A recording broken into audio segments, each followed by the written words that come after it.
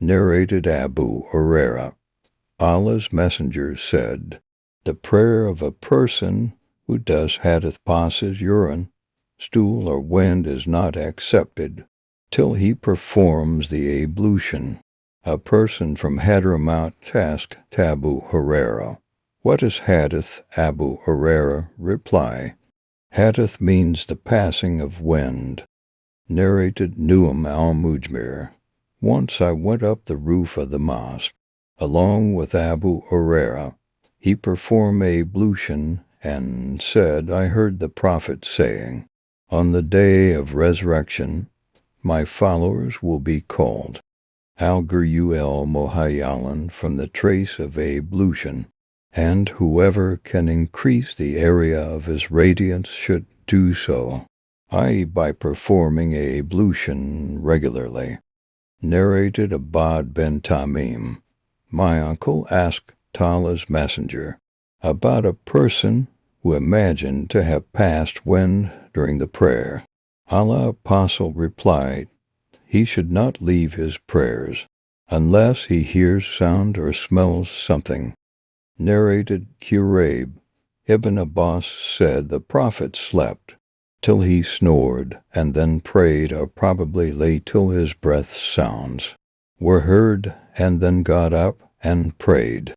Ibn Abbas added, I stayed overnight in the house of my aunt Maymuna. The Prophet slept for a part of the night. See Fath al-Bari, page 249, volume 1.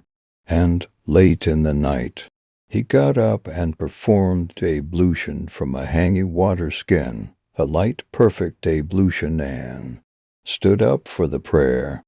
I, too, performed a similar ablution. Then I went and stood on his left, Hadhrami to his right, and prayed as much as Allah wished, and again lay and slept till his breath sounds were heard. Later on, the Mu'addin call maker for the prayer came to him and informed him that it was time for prayer. The Prophet went with him for the prayer. Without performing a new ablution, Sufyan said to Amr that some people said, the eyes of Allah's Messenger sleep, but his heart does not sleep.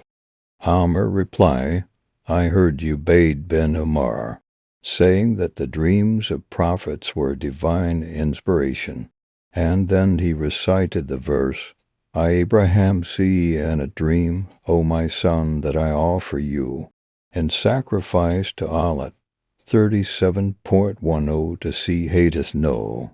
183. Narrated Usama bin Zayd.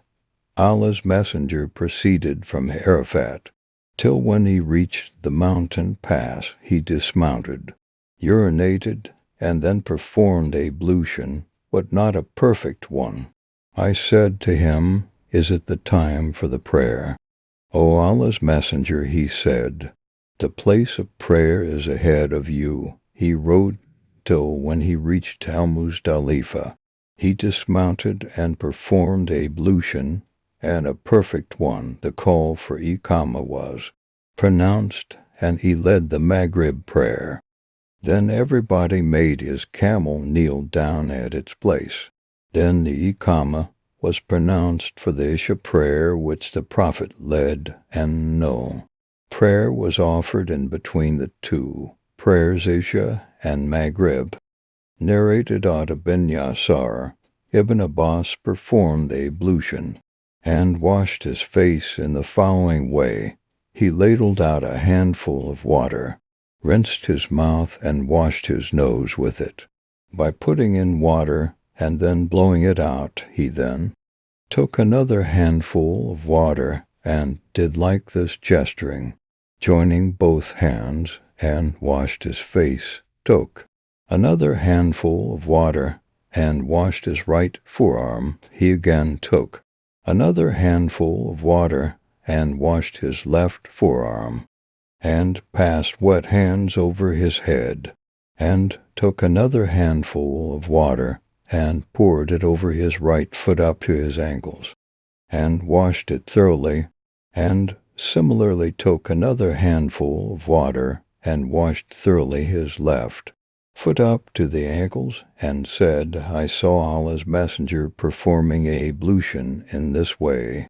Narrated Ibn Abbas, the Prophet said, if any one of you, on having sexual relations with his wife, said, and he must say it before, starting in the name of Allah, O Allah, protect us from Satan, and also protect what you bestow upon us, i.e. the coming offspring, from Satan, and if it is destined that they should have a child, then Satan will never be able to harm that offspring. Narrated Anas, whenever the Prophet went to answer the call of nature, he used to say, Allahumma inni a'udhu minal kubuthi wal kabathi, O Allah, I seek refuge with you from all offensive and wicked things, evil deeds, and evil spirits.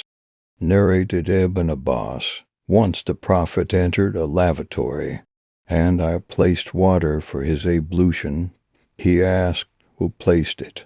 He was informed accordingly, and so he said, O Allah, make him Ibn Abbas a learned scholar in religion Islam.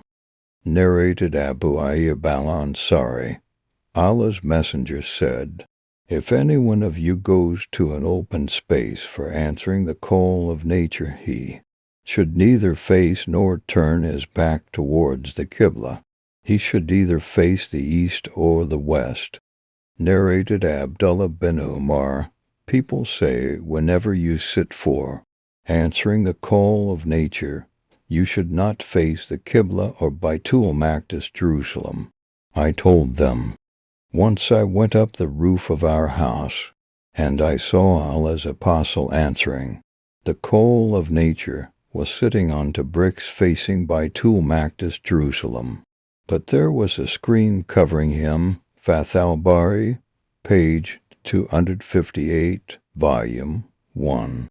Narrated Aisha, the wives of the Prophet used to go to Al-Manasi, a vast open place near Baqi at Medina, to answer the call of nature at night. Omar used to say to the Prophet, let your wives be veiled. But Allah's apostle did not do so. One night Sada bint Zama, the wife of the Prophet, went out at Isha time, and she was a tall lady. Umar addressed her and said, I have recognized you. O Sada, he said so, as he desired, eagerly, that the verses of al-hijab, the observing of veils by the Muslim women, may be revealed. So Allah revealed the verses of al-hijab, a complete body cover excluding the eyes,